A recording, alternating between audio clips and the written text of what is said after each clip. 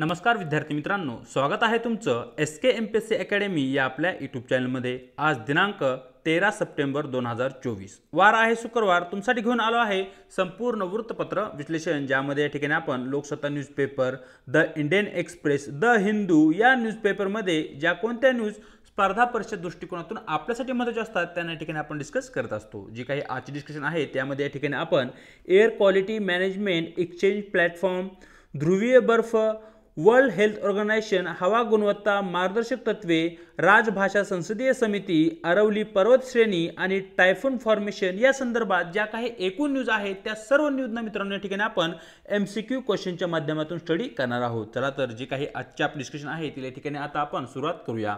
मित्रांनो, आज या ठिकाणी आता जो काही आपला पहिला प्रश्न आहे तो आहे air quality management exchange platform संदर्भात। सरळ जो काही प्रश्न आहे तो प्रश्न पाहूया।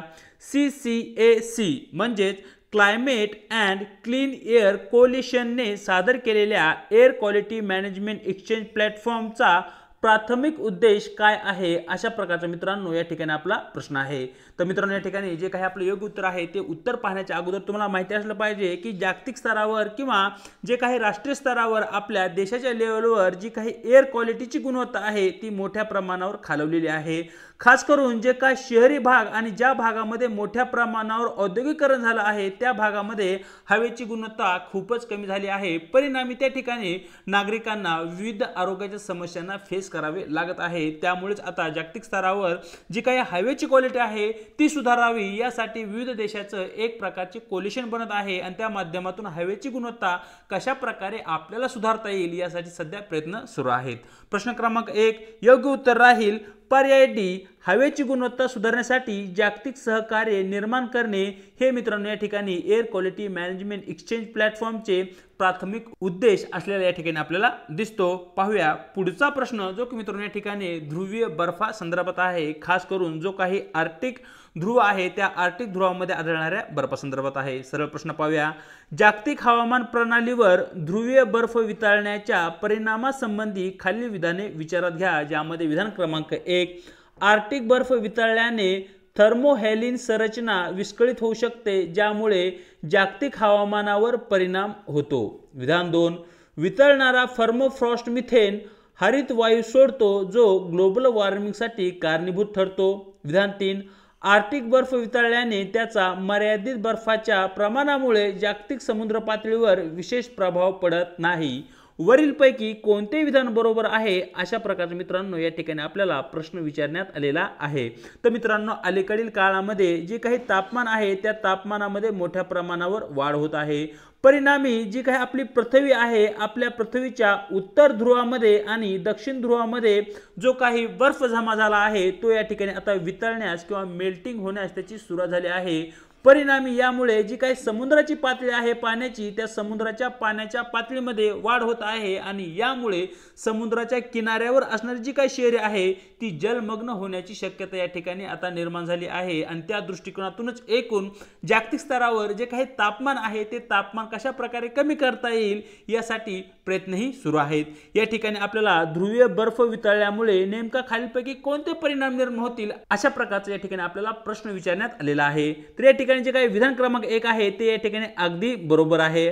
आर्क्टिक बर्फ वितळल्याने मित्रांनो जी काही थर्मोहॅलियन संरचना आहे ती विस्कळीत होऊ शकते, ज्यामुळे जागतिक हवामानावर याचा विपरीत परिणाम होऊ शकतो। हे जे विधान आहे ते या ठिकाणी अगदी बरोबर आहे।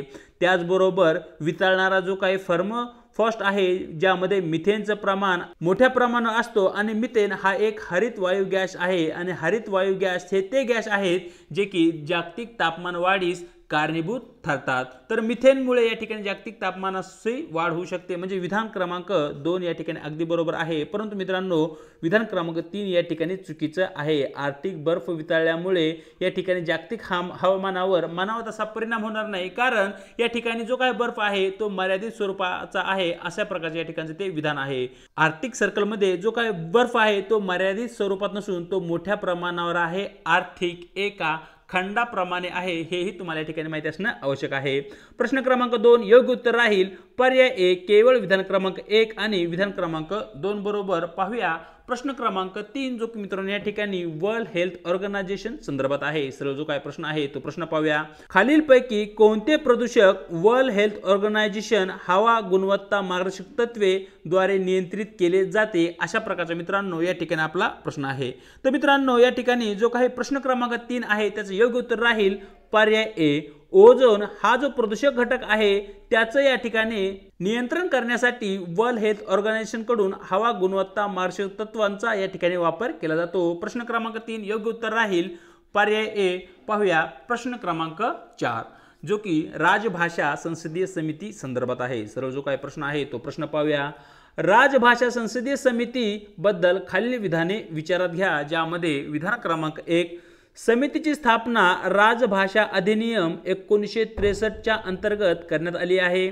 विधान 2 समितीमध्ये 30 सदस्य आहेत, ज्यामध्ये राज्यसभेचे 20 आणि लोकसभेचे 10 सदस्य आहेत। विधान 3 अधिकृत कामकाजासाठी हिंदीचा अवलंब करण्याचा प्रगतीचा आढावा घेणे हे समितीचे एक कार्य आहे। वरीलपैकी कोणते विधान चुकीचे आहे, अशा प्रकारचा मित्रांनो या ठिकाणी आपला प्रश्न आहे। तर मित्रांनो या ठिकाणी जी काही राजभाषा अधिनियम 1963 आहे त्या अंतर्गत राजभाषा संसदीय समितीची स्थापना करण्यात आली आहे, म्हणजे या ठिकाणी जे काही विधान क्रमांक 1 आहे ते या ठिकाणी अगदी बरोबर आहे। या ठिकाणी जी काही राजभाषा समिती आहे या समितीमध्ये एकूण 30 सदस्य असतात, ज्यापैकी 20 सदस्य हे लोकसभेपासून आणि मित्रांनो 10 सदस्य हे या ठिकाणी राज्यसभेपासून निवडले जातात, म्हणजे या ठिकाणी जे काही विधान क्रमांक आपलं 2 आहे ते चुकीचं ठरतं आणि विधान क्रमांक 3 मित्रांनो या ठिकाणी अगदी बरोबर आहे। राजभाषा संसदीय समितीचे एक मुख्य कार्य म्हणजे अधिकृत कामकाजासाठी हिंदी भाषेचा अवलंब करणे आणि त्या जो अवलंब आहे त्याच्या प्रगतीचा एक प्रकारे आढावा घेणं हे कार्य या ठिकाणी आपल्याला राजभाषा संसदीय समितीचं असलेलं दिसतं। आणि या ठिकाणी आपलं योग्य उत्तर राहील पर्याय डी केवळ विधान क्रमांक 2 मित्रांनो या ठिकाणी चुकीचं आहे। पाहूया प्रश्न क्रमांक 5 जो की मित्रांनो या ठिकाणी अरवली पर्वत श्रेणी संदर्भात आहे। सरळ जो काय प्रश्न आहे तो प्रश्न पाहूया। खालीलपैकी कोणते भारतातील अरवली पर्वत श्रेणीच्या भूमिकेचे वर्णन आहे। सर्वप्रथम मित्रांनो या ठिकाणी या प्रश्नाचं जे काही योग्य उत्तर आहे ते उत्तर पाहण्याच्या अगोदर या ठिकाणी जो काही अरवली पर्वतरांग आहे या अरवली पर्वतरांगेविषयी आपल्याला नेमकी तिची पोझिशन माहिती असणं आवश्यक आहे। या ठिकाणी अशा प्रकारे तुम्ही इंडियाचा मॅप पाहू शकता। या ठिकाणी अशा प्रकारे मित्रांनो अरवली पर्वतरांग जी आहे ती स्थापित असलेली या ठिकाणी आपल्याला दिसते। या ठिकाणी अरवली पर्वतरांगेच्या पश्चिमेला या ठिकाणी आपल्याला थरचे जे काही वाळवंट आहे ते वाळवंट दिसते आणि या ठिकाणी अरवली पर्वतरांगेच्या पूर्वेला मित्रांनो या ठिकाणी आपल्याला गंगा नदीचा मैदानी प्रदेश दिसतो। या ठिकाणी थरचे वाळवंट आणि गंगा नदीचा जो काही प्रदेश आहे यांच्यामध्ये एक दुभाजक म्हणून या ठिकाणी अरवली पर्वतरांग कार्य करताना आपल्याला दिसते आणि विशेष म्हणजे या ठिकाणी ही जी रांग आहे ती एक इकोटोनचेही कार्य करते। आता इकोटोन म्हणजे काय, जर असं तुम्हाला प्रश्न आला तर मित्रांनो या ठिकाणी ज्या काही बायोलॉजिकल कम्युनिटीज आहेत या कम्युनिटीज मध्ये एक ट्रान्झिशन झोन म्हणून या ठिकाणी इकोटोन कार्य करताना दिसते। म्हणजे थरच्या वाळवंटामध्ये असणारे जे काही जीव आहेत ते तुम्ही या ठिकाणी पाहू शकताय आणि गंगेच्या मैदानी प्रदेशामध्ये ज्या काही वनस्पती असतील किंवा प्रजाती आहेत तेही तुम्ही या ठिकाणी पाहू शकताय। म्हणजे हा जो एक संक्रमणाचा झोन आहे त्याला या ठिकाणी आपण इकोटोन असे म्हणतो। प्रश्न क्रमांक 5 योग्य उत्तर राहील पर्याय सी। थरचे वाळवंट आणि गंगेच्या मैदानामधील इकोटोन म्हणून काम करण्याचं कार्य अरवली पर्वत श्रेणी या ठिकाणी आपल्याला करताना दिसते। पाहूया आजचा आपला शेवटचा प्रश्न जो की मित्रांनो या ठिकाणी टायफून फॉर्मेशन संदर्भात आहे। सरळ जो काय प्रश्न आहे तो प्रश्न पाहूया। Consider the following statement about the fact contributing to typhoon formation in Vietnam and Philippines. सर्वप्रथम मित्रांनो या ठिकाणी जी काही स्टेटमेंट आपल्याला दिली आहे ती स्टेटमेंट पाहूया। स्टेटमेंट क्रमांक 1 warm ocean water in the western Pacific fuel the formation of typhoons. Statement 2 monsoonal wind often intensify typhoons especially during the peak season. Statement 3 the Philippines and Vietnam geographically position shield them from the worst effect of typhoon. Which of the statement given above is correct? That is our question. तर मित्रांनो या ठिकाणी जे विधान आपल्याला देण्यात आले आहे त्या विधानाची चर्चा करूया। तर मित्रांनो या ठिकाणी जे काही टायफून्स आहे त्या टायफून्स विषयी तुम्हाला माहिती असणं आवश्यक आहे। आपल्याकडे जी काही चक्रीवादळे येतात त्या चक्रीवादळांना या ठिकाणी इतर ठिकाणी टायफून्स या नावाने ओळखलं जातं। या ठिकाणी जे काही टायफून फॉर्मेशन आहे यासाठी आवश्यक असणारी जी काही एनर्जी आहे, ऊर्जा आहे, ती या ठिकाणी वेस्टर्न पॅसिफिकचा जो काही भाग आहे या भागामधील वार्म ओशन करंट कडून या ठिकाणी पुरवला जातो। म्हणजे या ठिकाणी विधान क्रमांक 1 आपलं अगदी बरोबर आहे। आणि खास करून जे काही मान्सूनल सीझन आहे, मान्सूनल विंड्स आहेत, या टायफूनची जी काही तीव्रता आहे ते तीव्रतेमध्ये वाढ करण्यासाठी महत्त्वपूर्ण भूमिका निभावताना या ठिकाणी आपल्याला दिसतात। आणि खास करून जेव्हा मान्सून हा त्याच्या पीक सीझन मध्ये असतो। म्हणजेच विधान 2 ही या ठिकाणी आपलं अगदी बरोबर आहे आणि विधान 3 मित्रांनो या ठिकाणी आपलं चुकीचं आहे। फिलिपाईन्स असल आणि जो काही व्हिएतनाम आहे या ठिकाणी या 2 देशावर सर्वाधिक जास्त अफेक्ट हा टायफूनच्या चक्रीवादळांचा होताना आपल्याला दिसतो। म्हणजेच मित्रांनो प्रश्न क्रमांक 6 चं आपलं योग्य उत्तर राहील पर्याय डी, केवळ विधान 1 आणि विधान 2 बरोबर। तर अशा प्रकारे मित्रांनो दिनांक 13 सप्टेंबरचं जे काही आपलं वृत्तपत्र डिस्कशन आहे ते या ठिकाणी आपण पूर्ण केलं आहे। व्हिडिओ आवडला तर व्हिडिओ लाईक करा, आपल्या मित्रांसोबत शेअर करा आणि आपल्या लेक्चर सिरीज विषयी तुम्हाला काय वाटतं, आणखी तुमचे जर काही डिमांड असतील तर ते तुम्ही कमेंट बॉक्समध्ये नक्की कळवा।